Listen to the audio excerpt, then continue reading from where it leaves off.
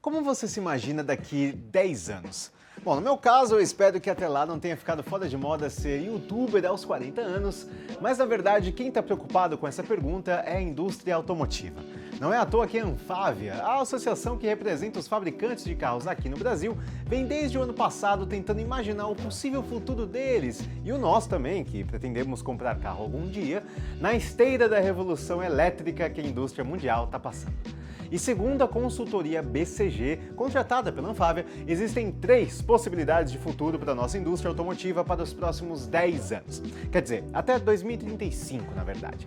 E aqui nesse capítulo do Livrão KBB, a gente vai contar para você quais são esses 3 caminhos que a gente pode seguir e o que precisa acontecer para um ou outro se concretizar e quais são as consequências de cada um deles. Quer dar uma dividente aqui com a gente? Então continua aqui comigo, mas antes já sabe, né? Já se inscreve aqui no canal da KBB Brasil apertando no botãozinho vermelho aqui embaixo, porque a gente tem conteúdo sobre carros toda semana aqui pra você e assim você não perde nada. E no final do vídeo eu vou querer saber a sua opinião sobre cada cenário, hein? Então já vai preparando o comentário para deixar aqui embaixo pra gente.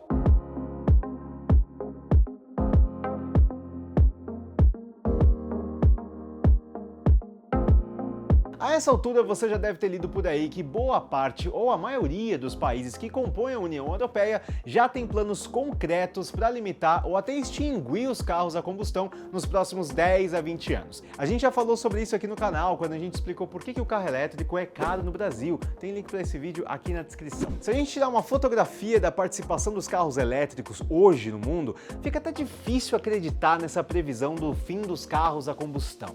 Isso porque atualmente os carros elétricos correspondem a 2% das vendas de 0 km nos Estados Unidos, 3% na União Europeia e 4% na China. No mundo todo, eles têm 11% de participação nas vendas hoje em dia.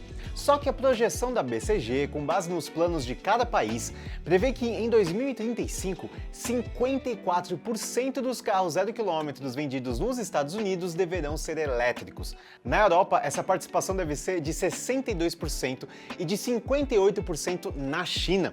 Se a gente somar tudo isso, estamos falando de um volume perto de 35 milhões de carros elétricos à venda por ano em 2035, isso só nessas 3 regiões. E essa previsão não sou otimista demais quando a gente percebe os investimentos bilionários que as fabricantes estão fazendo no desenvolvimento de carros elétricos. Por exemplo, a Toyota está investindo 1,3 bilhão de dólares em fábrica de baterias nos Estados Unidos, a Volkswagen separou 11 bilhões de dólares até 2025 só para fazer carro elétrico.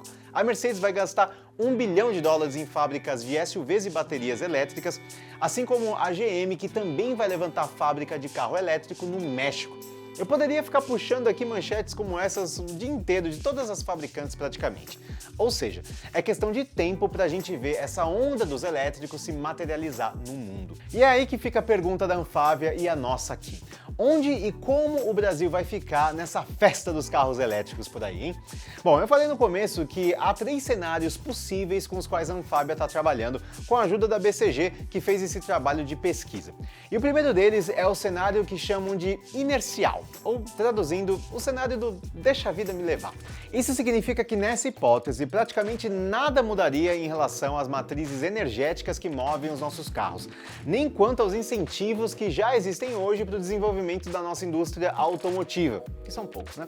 Se hoje 91% dos carros vendidos são flex, em 2030 essa participação passaria a 86%, num cenário de 3,6 milhões de carros vendidos por ano, e baixaria a 67% em 2035, com mais de 4 milhões de veículos vendidos no ano. Ou seja, a grande maioria dos carros novos ainda deverá ser flex como os que conhecemos hoje, sendo só 7% puramente elétricos em 2035 nesse primeiro cenário aí. Uma das consequências desse cenário, a gente falou nesse vídeo aqui sobre o desenvolvimento dos novos motores a combustão. Porque ainda que o Brasil não enrijeça muito mais os limites de emissões, essas regulamentações vão continuar exigindo muita tecnologia embarcada para que os carros a combustão fiquem cada vez mais eficientes, incluindo com eletrificação, já que esse próprio cenário prevê que 18% dos veículos novos em 2035 será do tipo híbrido leve, tecnologia que a gente já explicou nesse vídeo aqui. Logo, por exigirem tanta tecnologia assim, os motores a combustão tendem a ficar cada vez mais complexos e caros, e mesmo imaginando um mercado de 4 milhões de veículos novos sendo vendidos por ano, não dá para esperar que a gente veja o retorno de categorias populares mais acessíveis nesse futuro, não.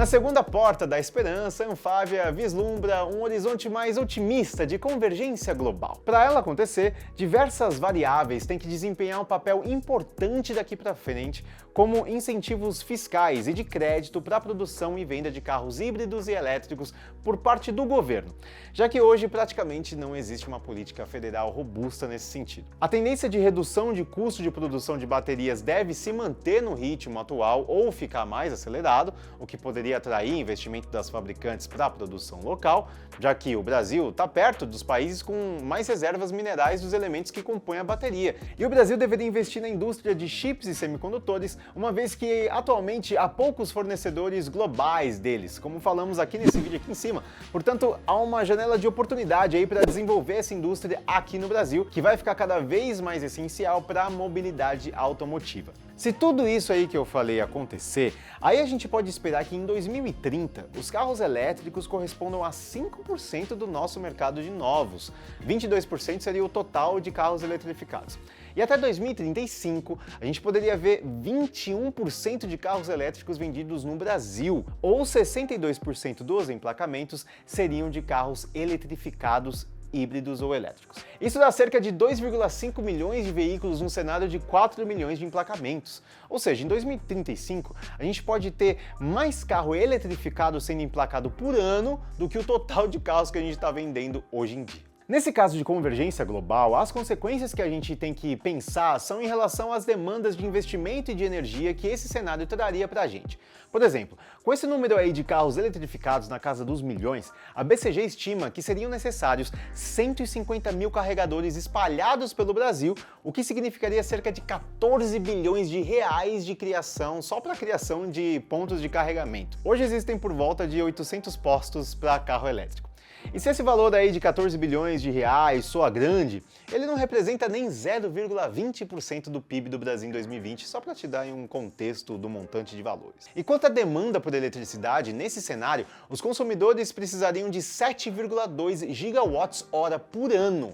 Parece muito? Bom, saiba que isso corresponde a cerca de 1,5% de toda a energia elétrica que o Brasil consumiu em 2019. Ou ainda, esse número não dá nem um recorde de 12 gigawatts só de energia eólica que o Brasil produziu em 2021.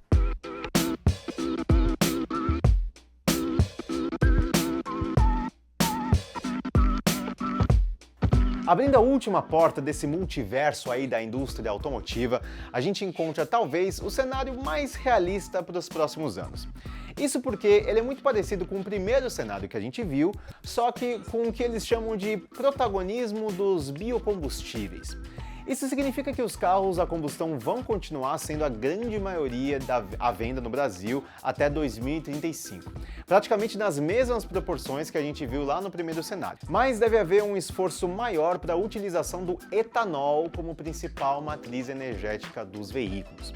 Segundo a consultoria, nesse caso, em 2030, o etanol corresponderia a 53% da preferência de combustível utilizado por toda a frota circulante dos carros flex do país e chegaria a 61% em 2035, ou seja, de toda a frota, não só dos carros novos que vão estar sendo vendidos. Para que isso aconteça, eles calculam que seria necessário produzir 18 bilhões de litros de etanol a mais do que consumimos hoje, o que demandaria um ciclo de investimento na casa dos 50 bilhões de reais para o setor sucro-alcooleiro e de 1 a 2 milhões de hectares adicionais de área de plantação para toda essa cana aí de açúcar. Hoje, segundo a Embrapa, o Brasil cultiva 7,6% de sua área total, o que corresponde a cerca de 65 milhões de hectares.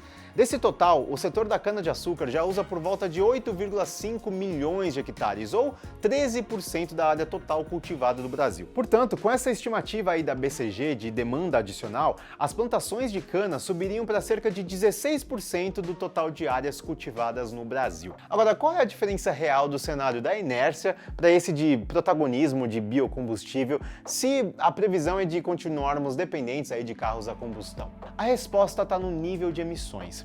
No cenário da inércia, em 2035, a frota circulante do Brasil despejaria 83 milhões de toneladas de CO2 por ano na atmosfera, o que representaria aí 15% de aumento global de emissões vinda de todo o setor de transporte de carros leves do país.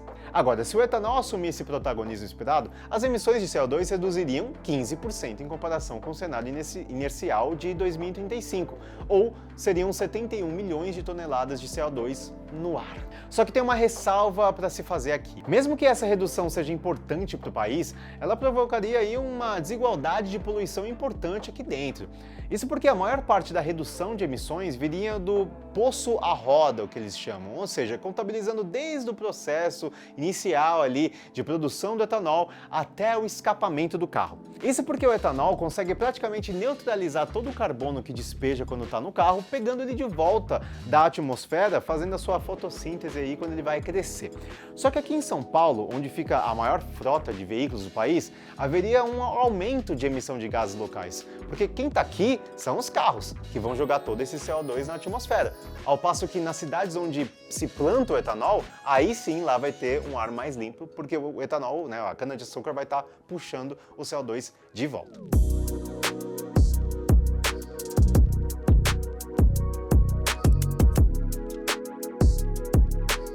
Tá aí, essas são as nossas 3 portas da esperança para o futuro da indústria automotiva aqui no Brasil.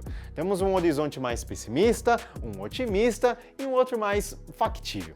E isso é só uma especulação, tá? Uma reflexão da Anfávia, mas agora eu quero saber qual é a sua opinião disso tudo. Comenta aqui embaixo qual é a sua aposta sobre o que vai acontecer com a nossa indústria automotiva na próxima década aí, qual é o caminho que a gente vai seguir ou qual a gente deveria seguir na sua opinião.